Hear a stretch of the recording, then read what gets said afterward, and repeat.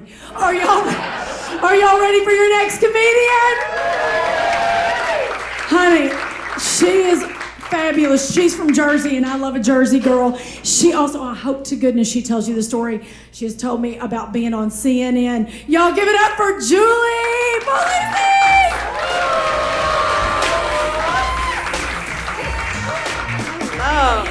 Yeah, so I was recently on CNN, and because the most impressive part of my life is that I'm a Taylor Swift fan, I was on CNN talking about Taylor Swift. That is my claim to fame right now, and I will just die a happy girl because I was on CNN talking about Miss T Swift. Okay, that's it. That's all the T Swift content I'll give you today. I'm sorry. I could go on for hours. Anyway, yeah, my name's Juli Polise. Any millennials here tonight? Yeah? Any Gen Z? Woo! My friends! Okay, so I'm on the border of a Gen Z millennial. I'm generationally fluid because I go both sides, okay? So mainly because I'm Gen Z because I'll say slay in like day-to-day conversation unironically. Like I'll just throw it out there and I'm like, yeah, I'm serious. It's a slay. But I'm also a millennial because I refuse to wear skinny jeans or bring back any 2000s fashion trend. Like those were meant to stay in the past. Thank you. They were meant to die. Yeah, so I was hanging out with a friend recently and they were like, you know you're a millennial if you remember 9/11. And I was like, what? You are the most depressing person I know. You are a confirmed millennial. But like depression, all millennials are depressed, are we not? Just a little bit? Like just a little bit? Yeah? Yeah? Okay. Just checking. But we're all depressed because boomers have like taken so much shit away from us. Like the amount of shit they've taken away is longer than a CVS receipt, and it just keeps coming and coming and coming. And you're like, will this receipt end? And you think there's coupons, but it's not a coupon, it's a trap. And that trap is healthcare. So yeah, boomers have pretty much ruined everything, and I'm really excited our generation's starting to fight back, and we're fighting back by taking over the pickleball courts. Have you seen the pickleball courts recently? We are hitting the boomers where it hurts. We're hitting them in their leisure time with our young knees and our inclusivity to the girls, gays, and theys. I mean, if you've been to a pickleball court, the average age, I'm guessing 10 years ago, was like equivalent to that of Congress. And now it's equivalent to that of a nightclub in West Hollywood. And the outfits are equally as bright and exciting on the pickleball courts as they are in the club. So, yeah, I love pickleball. I drink the pickleball Kool-Aid like no other. I drink it like my life depends on it. I am out there on the courts.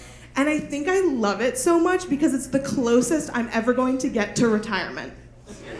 I am never going to feel retired. It's like I'm cosplaying a retired person. I am a 65-year-old white lady with a golden retriever on the pickleball court. And I'm just so happy. I have 2 houses, I have 2 golden retrievers, and I'm thrilled.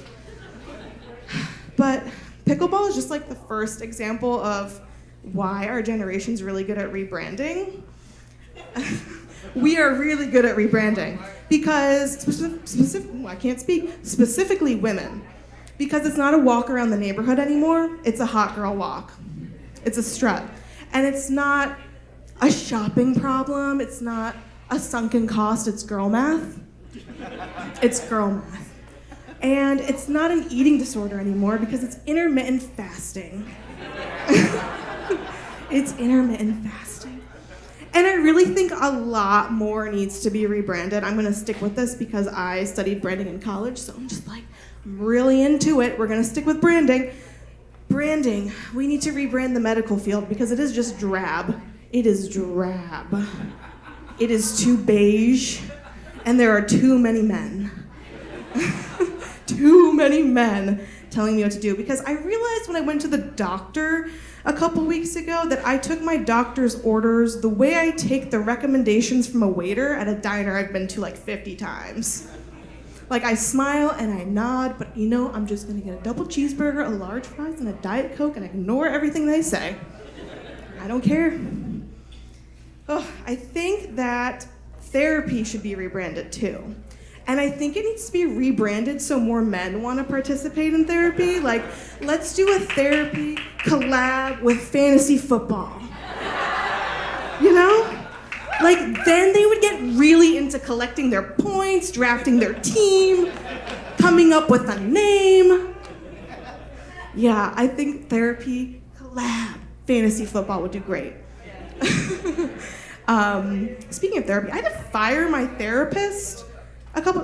Cancel the subscription. I don't know what it's called when you get rid of a therapist, but I had to do that because she was on her phone in the middle of our session. And I was like, I'm not a doctor, but I think that's against the rules. I think you're supposed to listen to me. And I get it. I need every hour, I need about a 45-minute TikTok break so then I can do 15 minutes of work. That's the ratio, that's the golden ratio. And I really can't live without my iPhone, but I absolutely could live without the feature that reminds you where you were 5 years ago today. Because whenever I get one, it's like 5 years ago today, you were happy. Picture of me at the zoo. And I'm like, fuck. Dumb bitch didn't know what she had coming. I think I need to get a new therapist. That's the moral of the story. My name is Juli Polise. Thank you so much.